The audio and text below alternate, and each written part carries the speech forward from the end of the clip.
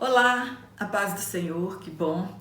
Hoje nós já estamos no encerramento do nosso trimestre e nós somos gratos a Deus por tudo que Ele tem feito em nossas vidas, por estarmos aqui, por essa oportunidade tão rica e maravilhosa que o Senhor tem nos concedido e a você também de estar aqui aprendendo a palavra de Deus.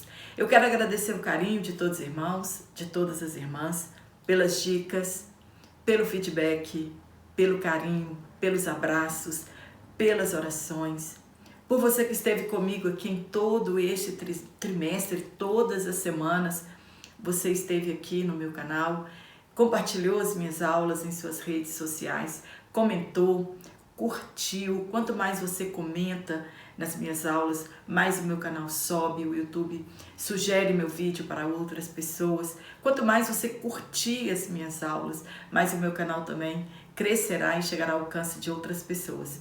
Então eu preciso do envolvimento de cada irmão, de cada irmã aqui no meu canal, para que eu também possa contribuir com outras pessoas. E eu sou muito grata a Deus por contribuir, por tudo que Ele tem feito na minha vida. E acredito que você também é grato por tudo que Deus tem feito em sua vida. E também, de uma forma singular, eu tenho apresentado os irmãos do meu canal que têm pedido oração. Que Deus, da pessoa de Jesus Cristo, continue abençoando a sua vida. E comenta aqui, dizendo qual lição você mais gostou, o que você tirou de proveito deste trimestre tão maravilhoso. Eu acredito que o Espírito Santo de Deus falou muito conosco durante esse trimestre, apesar que nós já estudamos essa lição no passado, mas sempre o Espírito Santo traz coisas novas para nós e nós crescemos como pessoa, nós crescemos como membro do corpo de Cristo e nós crescemos como irmãos dentro desta igreja a qual nós fomos chamados para fazer parte. Para você que está aqui pela primeira vez, eu sou Jane Martins de Souza, sou professora, também sou superintendente de escola bíblica dominical. E se é a sua primeira vez aqui no meu canal, escreva que é a sua primeira vez e seja bem-vindo, seja bem-vinda aqui no meu canal. Fique comigo porque nós vamos aprender muito nesta última lição deste trimestre que, com pesar, nós estamos encerrando, porque nós aprendemos muito com a palavra de Deus. Hoje, na lição de número 13, nós vamos falar sobre a multiforme sabedoria de Deus. Deus, ele tem a sua maneira especial e particular e diversificada de trabalhar no meio do seu povo e também, por que não dizer, na humanidade. E os textos tomados por base estão em Efésios capítulo 3, versículo 8 a 10 e também 1 Pedro capítulo 4, versículos 7 a 10. Se você já estudou ou leu, assistiu as minhas aulas aos Efésios, essa lição nós vamos falar muito daquilo que nós já falamos sobre a carta do apóstolo Paulo à igreja que estava em Éfeso. Nós vamos aprender o que é a multiforme sabedoria de Deus, nós vamos aprender o que é a multiforme graça de Deus, os mistérios que estiveram ocultos e que foram revelados somente no Novo Testamento. Multiforme quer dizer variada, complexo ou de múltiplas faces. Mas então por que o apóstolo Paulo falou a este respeito? Na carta aos Efésios, Paulo faz uma das revelações mais avassaladoras se tratando do mundo judaico. As cartas, a mensagem e a pregação dos apóstolos, dos discípulos e também de Paulo surpreendeu aquela geração do tempo da igreja primitiva. Ele fala de mistérios que estiveram ocultos no Antigo Testamento. Ele fala das profecias que se cumpriram no Novo Testamento, mas que alguns mistérios estavam ocultos em Deus e outros mistérios estavam ocultos em Cristo. O Antigo Testamento, ele não aborda algumas revelações que são feitas somente aqui no Novo Testamento. Mas você pode ficar em dúvida. Então Deus omitiu alguma coisa no Antigo Testamento e que só foi revelado no Novo Testamento? Sim, algumas promessas, alguns mistérios, eles estiveram ocultos no Antigo Testamento, que nós só aprendemos no Novo Testamento. Que mistérios são esses? E o Espírito Santo de Deus deu a revelação para o apóstolo Paulo e também para os apóstolos de Jesus com o passar do tempo. Os judeus, por profecias, eles sabiam que a salvação seria estendida aos gentios, mas eles imaginavam que essa salvação que alcançaria os gentios, eles continuariam subordinados à nação de Israel. Que o Messias viria, eles sabiam disso, eles tinham certeza e ainda os judeus aguardam a chegada do Messias. Mas nós estamos tratando aqui da era da igreja primitiva. Então, eles sabiam, eles tinham certeza que o Messias viria, mas em forma gloriosa. Mesmo tendo sido revelado, Isaías falou sobre isso, e outros profetas também falaram sobre isso, que ele seria um sofredor. Mesmo assim, os judeus ainda tinham o seu coração fechado para isso, e eles acreditavam em um Messias glorioso, e eu acredito que até hoje eles esperam um Messias glorioso, um reino terreno. Eles não sabiam que no futuro Deus ia formar de judeus e gentios um único povo. Naquela época era judeus e gentios. E eles não sabiam que Deus ia formar desses dois povos um único povo. A igreja, ela é um mistério oculto em Jesus Cristo. Foi Ele que estabeleceu a igreja aqui na terra. A igreja, ela não existia no passado. Ela existia somente na eternidade, nos projetos de Deus. Mas quem veio aqui e estabeleceu a igreja foi o próprio Senhor Jesus Cristo. E agora este mistério estava sendo revelado pelo apóstolo Paulo e os demais apóstolos.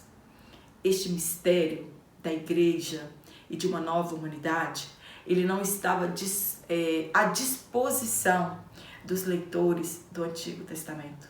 Ele não estava à disposição para aquelas pessoas que tinham somente o Antigo Testamento para se basearem. A formação de um novo povo, de uma nova humanidade. Os gentios co-herdeiros com Israel, membros do mesmo corpo e co-participantes da promessa em Cristo Jesus. Paulo então lembra que Deus o chamou para revelar este aspecto inesperado do plano de Deus. E este propósito divino, ele é chamado de multiforme projeto de Deus. A sabedoria de Deus em muitas faces. Os judeus jamais, lendo o Pentateuco, lendo os profetas, lendo os livros históricos, eles jamais poderiam compreender ou ver com seus olhos que Deus formaria um novo povo, uma nova humanidade e que os gentios seriam co-herdeiros com eles. Hoje nós iremos discorrer sobre o propósito de Deus ao criar a igreja. Ou qual o propósito da igreja? A palavra igreja é eclesia. No conceito primordial, no primeiro conceito de igreja é chamados para fora desta humanidade e ingressados em uma nova comunidade e ligados a outros que também entregaram suas vidas a Cristo, formando então um novo povo. Quando nós ingressamos nessa comunidade, nós vamos sendo ligados uns aos outros. Nós somos membros deste corpo invisível. Apesar que hoje, quando nós falamos igreja, nós temos em mente a nossa igreja local, nós falamos, nós vamos para a igreja, e muitas pessoas não voltam a esse conceito primordial, que somos chamados para fora. Chamados para fora do pecado, para sermos ingressados em uma nova comunidade de salvos, uma comunidade de santos. Então, quando nós somos chamados para fora, nós começamos a fazer parte do corpo de Cristo, formado de várias etnias espalhadas por este mundo. Nós estudamos que toda essa diversidade de etnias e de culturas que é composto o corpo de Cristo, parece como uma colcha de retalho colorida, várias pessoas de vários lugares, de vários idiomas, de várias culturas, e todos nós pertencentes a este mesmo corpo, que é o corpo invisível de Jesus Cristo. Nós somos chamados, a igreja tem um propósito. Nós precisamos conhecer e saber o propósito da igreja. Nós somos chamados para fora do pecado e para dentro da comunhão com Jesus Cristo, o Filho de Deus. A sabedoria de Deus, ela é centrada em Cristo. Ele é o poder de Deus. E Deus em sua infinita sabedoria, Ele usou a palavra da cruz para revelar a sua sabedoria. Então, Jesus Cristo, Ele é o poder de Deus. Jesus Cristo, Ele é a sabedoria de Deus. Então, Deus usou, com sabedoria, a palavra da cruz para revelar ao mundo o modo como o homem pode ser salvo. Então, agora, depois do mistério revelado, Deus pretende, pela igreja, através da igreja, que a multiforme sabedoria de Deus seja conhecida dos principados e potestades no céu. Nós vamos falar no terceiro tópico a respeito disso. A multiforme sabedoria de Deus, ela é reconhecida nas coisas criadas. Quando nós olhamos para este universo, nós vemos a multiforme sabedoria de Deus. A multiforme sabedoria de Deus também ela é reconhecida em seu Filho como a encarnação desta sabedoria. Jesus Cristo, Ele é a sabedoria. E agora também na igreja, a multissabedoria de Deus pode ser revelada por intermédio da igreja. Paulo foi um condutor da revelação aos gentios. Ele foi chamado para anunciar o evangelho aos gentios. No que se refere à multiforme sabedoria de Deus, povos de todas as etnias e culturas, assim também a igreja será um condutor da revelação nos reinos celestiais no que se refere à sabedoria de Deus. A igreja, ela revela a sabedoria de Deus para as potestades celestiais. A sabedoria de Deus, ela é manifesta por intermédio da igreja também. No primeiro tópico, nós vamos falar sobre os dons espirituais e os dons ministeriais. Primeiro ponto, eles são diversos. Tanto os dons espirituais quanto os dons ministeriais, eles são diversos. A diversidade destes dons é segundo a multiforme graça de Deus concedido às pessoas. Nós sabemos que charisma é dom. E aqui é segundo a multiforme, que essa graça também, ela é um charisma de Deus. Então, é por intermédio dessa multiforme graça de Deus que os dons, tanto espirituais quanto os ministeriais, são concedidos às pessoas. Tanto na congregação, para a edificação do povo de Deus, e para expressar o amor de Deus e o nosso amor a outras pessoas. Nós já estudamos sobre estes dons, por isso nós não vamos aprofundar um pouquinho sobre eles ao longo deste trimestre. Nós já sabemos que as listas encontradas em alguns textos bíblicos, eles não esgotam a relação dos dons dados à igreja. Eles são apenas exemplos dados pelo apóstolo Paulo e não a sua totalidade. E nós encontramos essas listas em Coríntios, Romanos, também em Efésios. Mas Hebreus, Timóteo, nós também encontramos falando, e nas cartas de Pedro, nós também encontramos falando a respeito dos dons. E na primeira carta de Pedro, ele nos exorta a administrar aos outros o dom como recebemos, como bons despenseiros da multiforme graça de Deus. Paulo, ele fala sobre a multiforme sabedoria de Deus. E Pedro, ele traz sobre a multiforme graça de Deus. Estes são dons na esfera congregacional. Isto é o Espírito Santo que reparte como quer estes dons no meio da congregação. E em Efésios, vemos os dons espirituais na esfera ministerial. Pessoas dadas como dons para a igreja. Não são para todos. Nós sabemos que os dons ministeriais, eles não são para todos. O mesmo apóstolo Paulo, ele diz, nem todos são profetas, nem todos são doutores, nem todos são mestres, nem todos são pastores. Então, os dons não são para todos.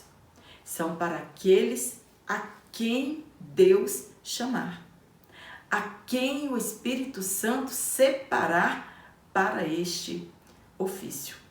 E em Timóteo, na carta de Paulo a Timóteo, Paulo, ele escreve a este jovem que ele desperte o dom que há nele, né? O dom de Deus que há nele, que foi confirmado pela imposição de mãos do apóstolo Paulo. A variada graça de Deus, ela satisfaz todas as necessidades da igreja, tanto a igreja invisível quanto da igreja local. E estes dons, tanto espirituais quanto ministeriais, são manifestos nas mais variadas comunidades cristãs espalhadas pelo mundo. Estes dons espirituais, ministeriais, eles não são propriedade privada de um único ministério, de uma única denominação. Mas Deus, em sua multiforme graça, em sua multiforme sabedoria, distribuiu todos estes dons para todo este povo salvo que fazem parte do corpo de Cristo, espalhados por este mundo. O ponto 3, dádivas do Pai. Quais são as dádivas de Deus para a igreja? Quais são as dádivas de Deus para nós? Além dos dons que nós estamos falando, Deus, ele dá outras dádivas para que o evangelho seja anunciado a todas as pessoas. Primeiro, ele dá a dádiva do amor. A maior expressão de amor conhecida toda a história da humanidade é que Deus enviou o seu único filho para morrer em nosso lugar. E a Escritura diz, de tal maneira. Que paradoxo! Jesus, ele teve de morrer para que o homem pudesse nascer de novo. A morte de Jesus, ela trouxe vida para todos nós. Então, quando o escritor usa esse texto, né, essa força de expressão, de tal maneira, é que não existe nenhuma palavra no nosso vocabulário que possa expressar forma a grandiosidade deste amor de Deus para com a humanidade. E este amor incondicional, tanto de Deus quanto de Jesus Cristo, ele nos desafia a amar aos nossos inimigos. Mas crentes têm inimigos? Não, nós não temos inimigos. Mas muitas pessoas se fazem nossos inimigos por causa da cruz de Cristo. Nós mesmos não podemos ter inimigos, odiar as pessoas, ter raiz de amargura, nós não podemos. Mas infelizmente muitas pessoas declaram inimigos da cruz e por causa da cruz de Cristo declaram nossos inimigos. Então, infelizmente, muitos cristãos têm muitos inimigos.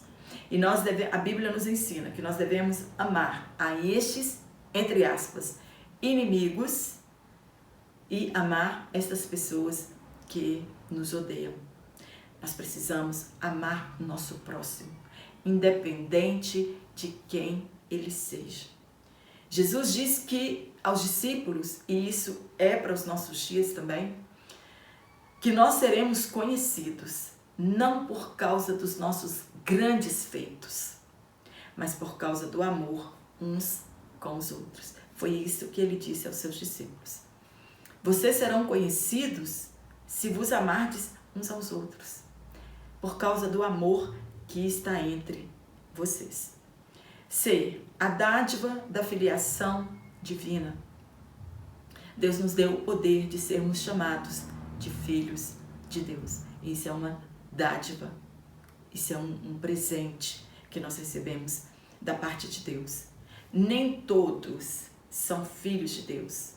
Às vezes nós escutamos muitas pessoas dizerem: eu também sou filho de Deus, né? E vive uma vida totalmente desregrada. Então, para ser chamado, para receber esse poder de ser chamado de filho de Deus, essa filiação, ela é somente dada aos que aceitam Jesus Cristo como Senhor e Salvador de sua alma. Quando nós recebemos a Jesus como Senhor e Salvador, nós temos o poder de sermos filhos de Deus. Fomos chamados das trevas para anunciar as virtudes daquele que nos chamou. Tudo isso é graça de Deus, indo ao encontro das pessoas e as fazendo membro da família de Deus. C. O ministério da reconciliação. O desejo de reatar a amizade não partiu do homem ou da humanidade caída. Mas esse desejo de reconciliar, esse desejo partiu de Deus.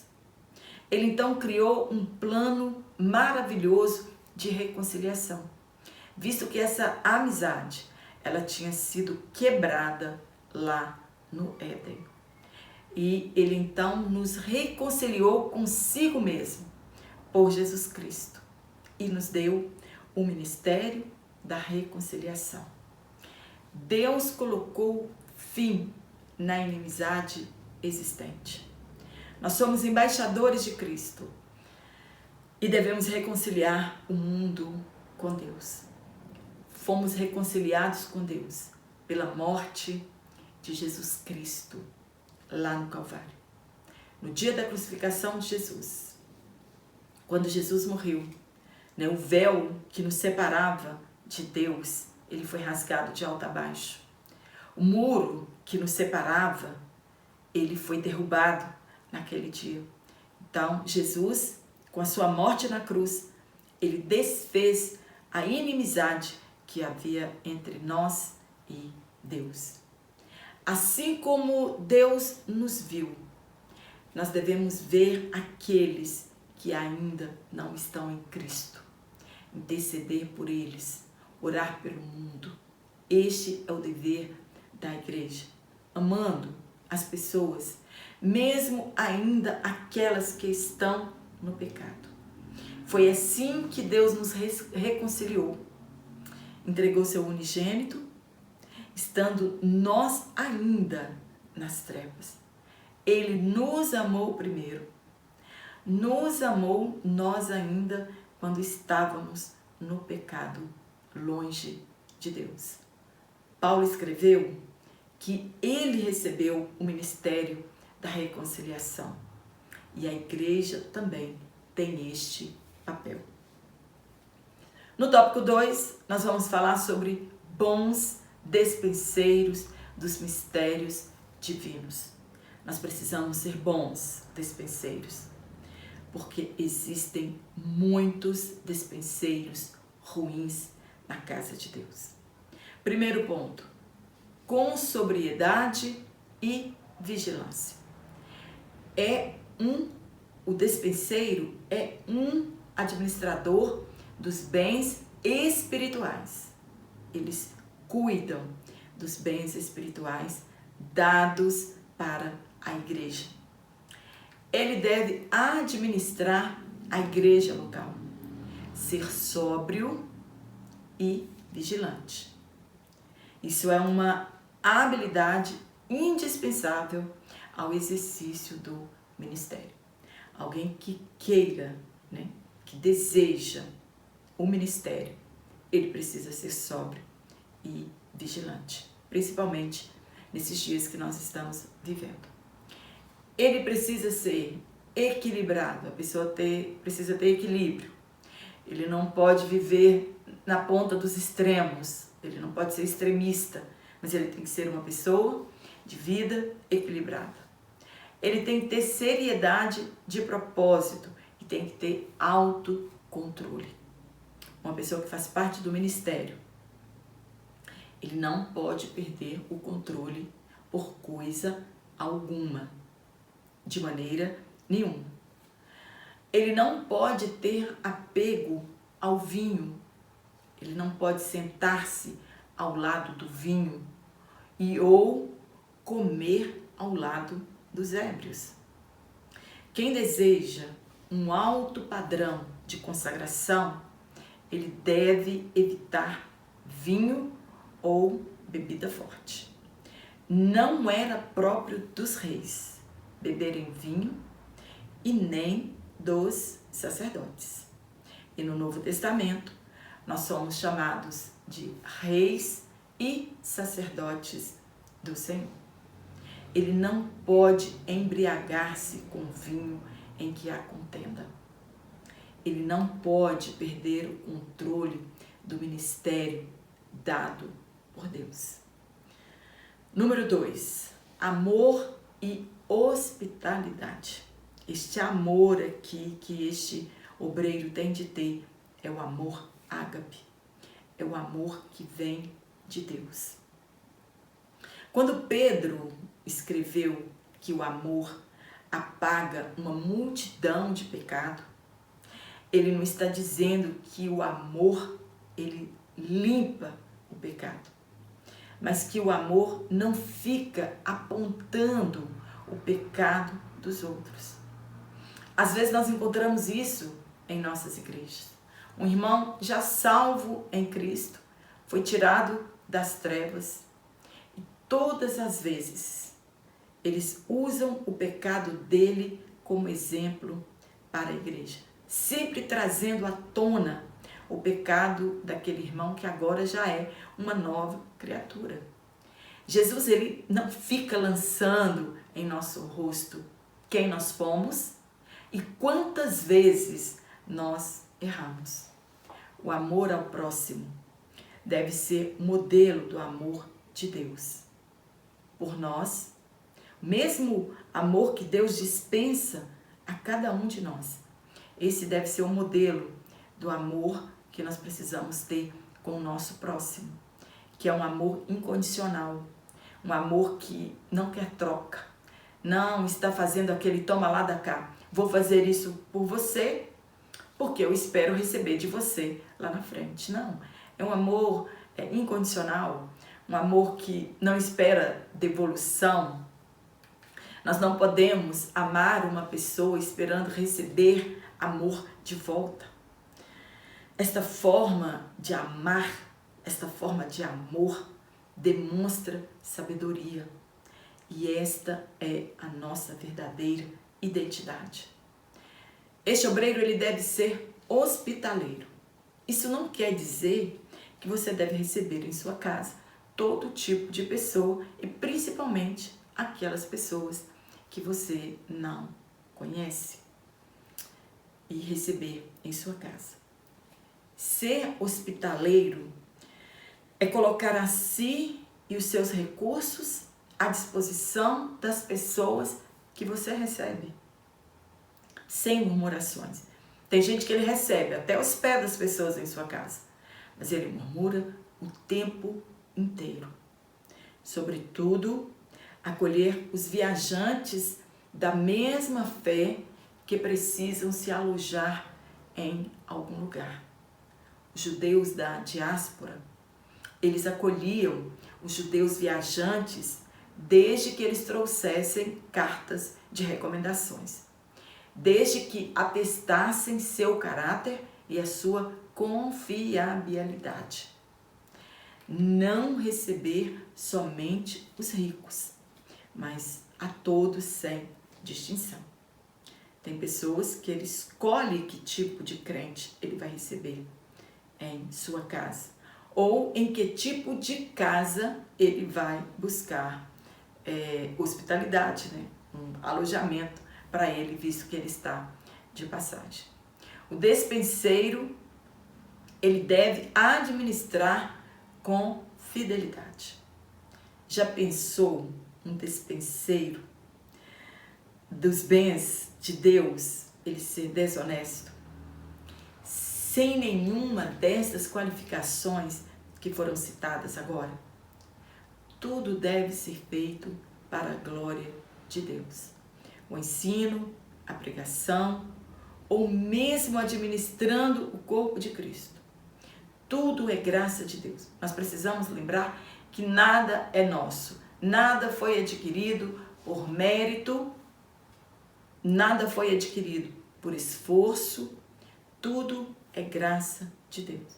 Então, se tudo é graça de Deus, nós devemos ser bons despenseiros, porque nós estamos cuidando de algo que não é nosso. Tudo é graça de Deus. E ai daquele que tentar usurpar da graça de Deus. Tratar o corpo invisível de Cristo como se fosse seu, como se fosse propriedade particular sua. Paulo ensina que os homens, eles devem ser vistos como ministros de Cristo.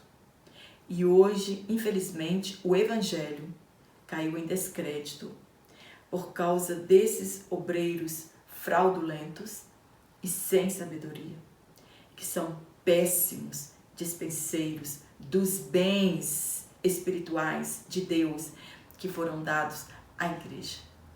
A igreja tem de cumprir o seu papel e revelar a multiforme sabedoria de Deus e a multiforme graça de Deus.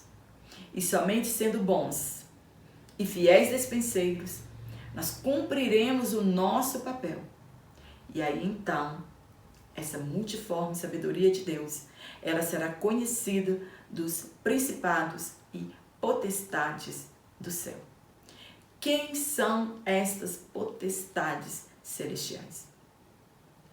Existem pelo menos umas 4 citações, ou o que os estudiosos imaginam que fossem, mas nós vamos ficar com a que é mais apoiada. Então, eu nem vou citar as outras potestades em que a multiforme sabedoria de Deus é conhecida por intermédio da igreja. Os anjos celestiais aprendiam sobre a graça de Deus por intermédio da igreja. Eles conhecem a multiforme sabedoria de Deus por intermédio da igreja. Por isso que a igreja precisa cumprir o seu propósito. O plano para a igreja esteve oculto em Cristo e em Deus, para que o inimigo de nossas almas, ele não atrapalhasse os planos de Deus. Porque desde o Éden, ele sempre quis atrapalhar os planos de Deus. Mesmo que ele não consiga, mas ele sempre fará investidas para atrapalhar os planos de Deus. Então, há várias linhas a respeito dessas potestades, mas a maioria concorda que sejam os anjos celestiais bons, que anseiam por conhecer a sabedoria de Deus na redenção. No último tópico, nós vamos falar sobre os dons espirituais e o fruto do Espírito. Primeiro ponto, a necessidade dos dons espirituais. A igreja precisa, é uma necessidade para o crescimento do reino de Deus aqui na terra. Por isso, Jesus deu dons. Por isso, o Espírito Santo reparte dons espirituais para pessoas individuais no corpo de Cristo e dá pessoas como dons para a igreja, porque eles são importantes, eles são necessários para o conjunto, não para proveito particular, individual de cada pessoa. A igreja, ela é a única organização mundial que é detentora dos bens espirituais e capaz de revelar a multiforme sabedoria de Deus. Nenhuma outra organização no mundo. Os dons, eles são necessários e urgentes para os nossos dias.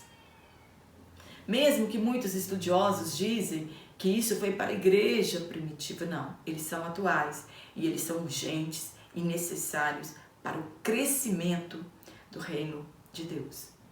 O mundanismo infiltrado em nossas igrejas tem levado as pessoas para longe das riquezas espirituais. Hoje muitas pessoas estão tão envolvidas com as coisas mundanas que elas não se preocupam em buscar os bens espirituais. Elas não se preocupam em buscar santificação, não se preocupam em buscar batismo no Espírito Santo, os dons espirituais. Elas não se preocupam com isso, né? Mas já o mundanismo já está infiltrado no meio das nossas igrejas. Agora, né, nós estamos comemorando os 110 anos da Assembleia de Deus no Brasil, e a Assembleia de Deus, ela lançou um desafio de batismo no Espírito Santo e de batismo em águas. No tempo da igreja primitiva, uma única pregação do apóstolo Pedro, no dia de Pentecostes, quase 3.000 almas se converteram. E hoje é necessário cerca de 3.000 crentes para ganhar uma alma. Talvez eu tenha exagerado um pouco nessa comparação, mas hoje é mais ou menos isso. Mas aquela igreja era uma igreja compromissada com a pregação do Evangelho. Era uma igreja compromissada com a santidade. Era uma igreja compromissada com as qualificações dos obreiros, com a vida espiritual da igreja. Hoje muitos, infelizmente, estão preocupados com seu saldo bancário e deixando de ensinar e incentivar os crentes a buscarem os dons espirituais. Porque são os dons espirituais que avançam com o crescimento da igreja. Hoje, a maioria das igrejas estão enfrentando a frieza espiritual. Estão enfrentando o mundanismo dentro das suas igrejas. Cultos sem adoração a Deus, verdadeiros shows e espetáculos. Onde o homem é cultuado e não Cristo é o centro da adoração. Nós precisamos buscar a face do Senhor e buscar os dons espirituais. Nós temos que pedir ao Espírito Santo que nos dê bênçãos espirituais e dons espirituais. Jesus Cristo quer salvar, Jesus Cristo quer curar, Jesus Cristo quer batizar com seu Espírito Santo. Mas é necessário que haja homens e mulheres compromissados com a palavra de Deus. Não foi Deus que mudou, não foi Cristo que mudou, não foi o Espírito Santo que mudou. Fomos nós que mudamos como igreja, né? A frieza espiritual, o mundanismo tem nos levado para longe dessas promessas e destas bênçãos. Nós precisamos ser compromissados com a oração. Nós precisamos ser compromissados com a palavra de Deus. Nós precisamos ser compromissados com a evangelização. No ponto 2, os dons espirituais e o amor cristão. O amor, ele é a base de todas as coisas. Não adianta ter dons espirituais, dons ministeriais, se não houver amor. Paulo nos exorta a buscar com zelo, entre aspas, os melhores dons. E vos mostrarei um caminho mais excelente. Paulo, ele conhecia os problemas locais daquela igreja de Corinto. E quanto valor eles davam a glossolário, ou o falar em línguas estranhas. Então, Paulo, ele está fazendo aqui um apelo para aquela comunidade. Porque nós sabemos que não existe um dom melhor do que o outro. Era isso que Paulo estava querendo dizer para eles. Mas que eles buscassem também os dons que edificassem outras pessoas. Paulo não está fazendo pressão para que eles escolham entre os dons espirituais e o amor. Ou vocês escolhem o amor, ou vocês escolhem os dons espirituais. Nós precisamos entender que o apóstolo não está fazendo esta pressão. O que Paulo está dizendo, que se nós tivermos dons espirituais, se a igreja tem os dons ministeriais, mas se ela não tiver amor, isso pouco vai influenciar a vida das pessoas. Ele está ensinando a respeito de ambos. Até porque o amor não é dom, né? O amor, ele é uma virtude que faz parte do fruto do Espírito. É um aspecto do fruto do Espírito. É um modo de vida. E tão importante que, a propósito, ele está colocado entre o capítulo 12 e o capítulo 14 da primeira carta de Paulo à igreja de Corinto. Então, capítulo 13, ele trata a respeito do amor.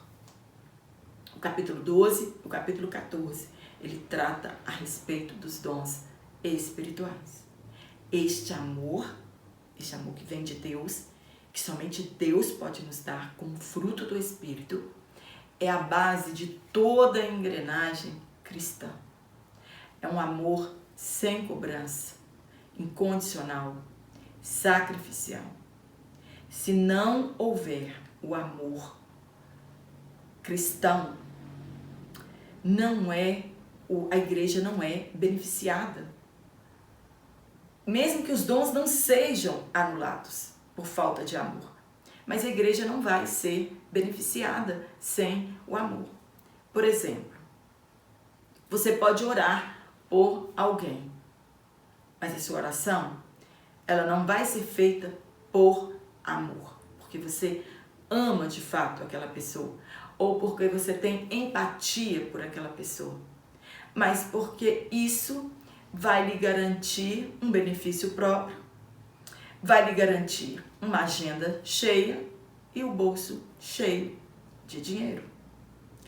Alguém pode ser curado, mas você não será beneficiado com esse gesto, porque não houve amor, apenas interesse próprio. Paulo então ensina que sem o amor não adianta ter os dons. Terceiro ponto, a necessidade do fruto do Espírito. O fruto do Espírito é a garantia da nossa salvação. Você pode ter dons espirituais, você pode fazer parte, ter recebido dons ministeriais, mas se você não produz o fruto do Espírito, você não tem convicção da sua salvação, porque dons não salva e não é garantia de salvação. Mas quando o Espírito Santo, por nosso intermédio, nós começamos a produzir essas virtudes, essas 9 virtudes, aí sim é uma garantia da nossa salvação. Dons de serviço também não salvam. Boas obras, grandes obras, não salvam. Não é garantia de salvação para ninguém. Então, dons espirituais, dons ministeriais, dons de serviço não é garantia de salvação. O fruto do Espírito é a obra que o Espírito Santo faz em nós, nos transformando em uma nova criatura. Não é o que faço, mas é a obra que Ele opera em nós. Não é por esforço. É o Espírito Santo que opera esta obra em nós. É o amor que vem de Deus. Uma igreja, ela pode ser até poderosa, mas se ela não amar o pecador, se ela não amar uns aos outros, ela é como um metal que soa. Ora pelos enfermos. Uma igreja que ora pelos enfermos, mas ao mesmo tempo ela não acolhe os doentes. Olha que paradoxo. Ela zela pela doutrina bíblica, mas não existe amor entre os membros daquela congregação. Olha que paradoxo. O caminho do amor, ele é mais excelente do que os dons espirituais. Pois quem ama sofre, é benigno, não é invejoso, não trata com leviandade, não se ensoberbece, não porta com indecência, não busca seus interesses, não se irrita e não suspeita mal. Amém? Espero ter te ajudado com este comentário. Hoje nós estamos encerrando este trimestre maravilhoso, E nós estamos tendo uma polêmica muito grande com o novo trimestre das novas lições. Infelizmente, muitas regiões elas não estarão praticando a mesma lição da CPAD. Então, infelizmente, muitas pessoas nós não vamos poder ajudar nesse trimestre, porque eu estarei comentando aqui a lição da CPAD, até porque a nossa igreja local, nós vamos estudar esta lição. Então, para você que não vai estudar a nossa lição, eu sinto muito não poder contribuir durante esse trimestre com você na sua classe, mas no 4º trimestre, se Deus assim nos permitir, nós estaremos comentando uma única lição. Eu acredito que não são muitas regiões. Se você não vai estudar essa próxima lição da CPAD, fala aqui nos comentários, que lição que você vai estudar. De repente nós já temos até essa lição gravada aqui no nosso canal e nós vamos poder te ajudar de uma forma também, mas não sabemos. E eu quero mandar um abraço aqui para os irmãos que me pediram. Irmã Jane, manda um abraço para mim. E aí eu quero mandar aqui um abraço para o nosso irmão Misael Xavier e para os irmãos da AD Plenitude da Amazônia, Estrada de Touro Bravo, em Nova Benfica, em Benevides, no Pará. Também para nossa irmã Maria Tereza e nossa irmã Maria José, estão sempre aqui no meu canal de Santana, em Nazaré da Mata, em Pernambuco. Também para meu querido amigo e pastor Jorvali da Silva, já virou meu amigo, né? Considero muito. Ele é o presidente da AD Anchieta, Litoral Sul, Capixaba, no Espírito Santo. Tá aqui o abraço, pastor Jorvali.